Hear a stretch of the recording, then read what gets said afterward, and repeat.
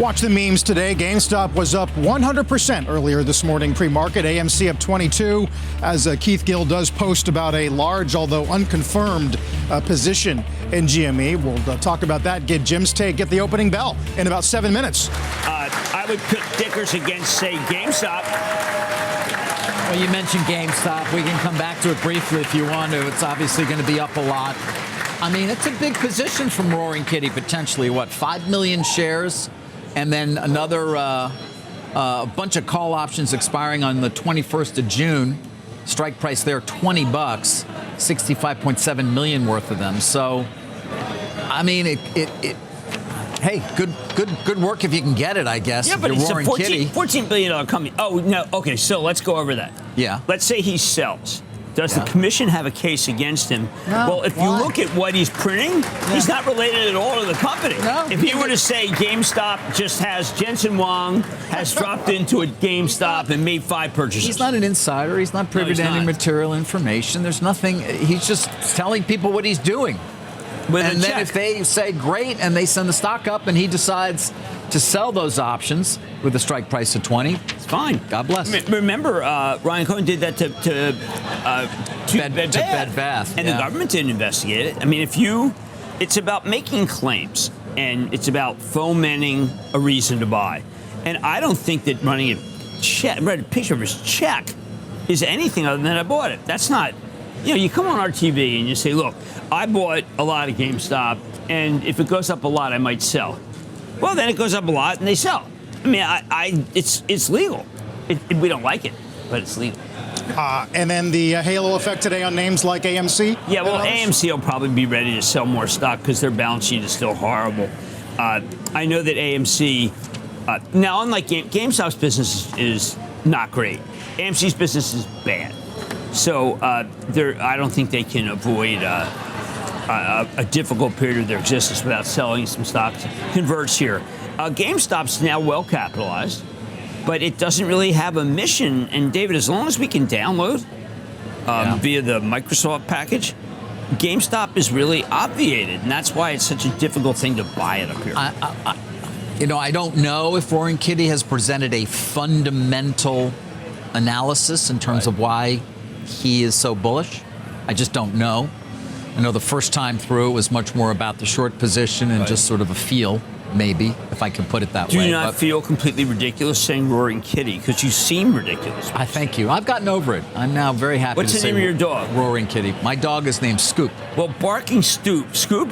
Barking Scoop is looking into this, okay? Now, Roaring Kitty, just so everybody's clear, all right? Yes. Roaring Kitty, people are thinking, made a lot of money last go around. Roaring Kitty is a very wealthy gentleman. Right, so therefore, wow, this business is really good. Somebody wins. But there is a lottery effect. Now, let's say you bought the stock right here. Hold your ears, people who hate me. You should take profits because there's nothing there. I know.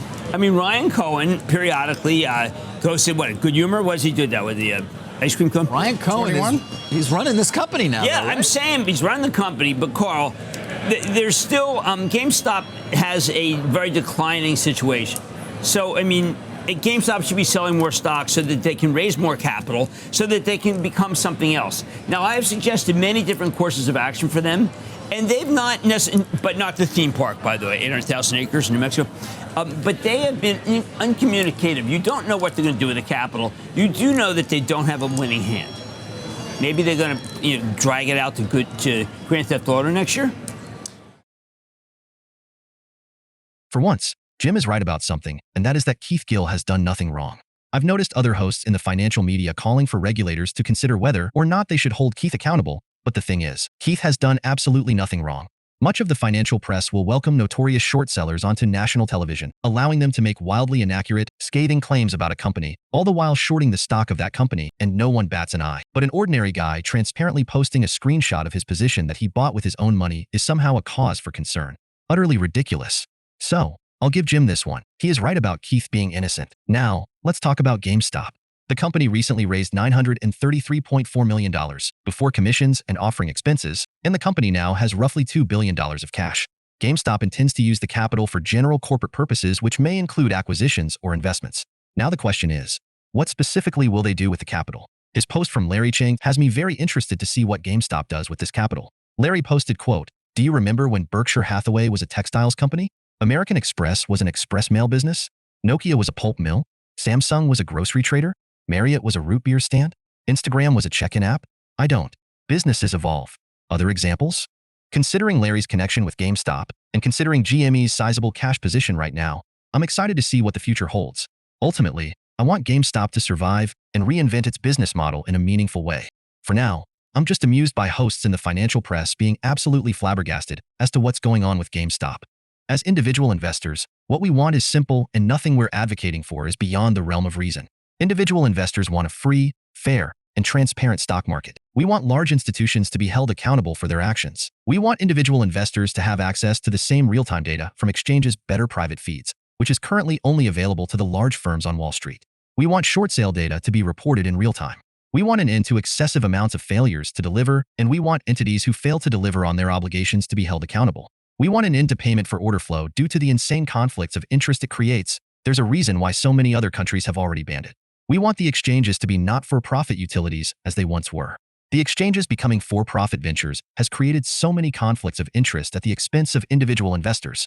We want increased competition among market makers. And we want all of individual investors' orders to be routed directly to lit transparent exchanges rather than opaque alternative trading systems known as dark pools. Ultimately, it's simple. What we want is a stock market that offers a truly level playing field for all investors. Please leave a like on this video so more people will see it. And while you're down there, please consider subscribing. It's free, and you can always change your mind. Thanks for watching, and hopefully I'll see you in the next video.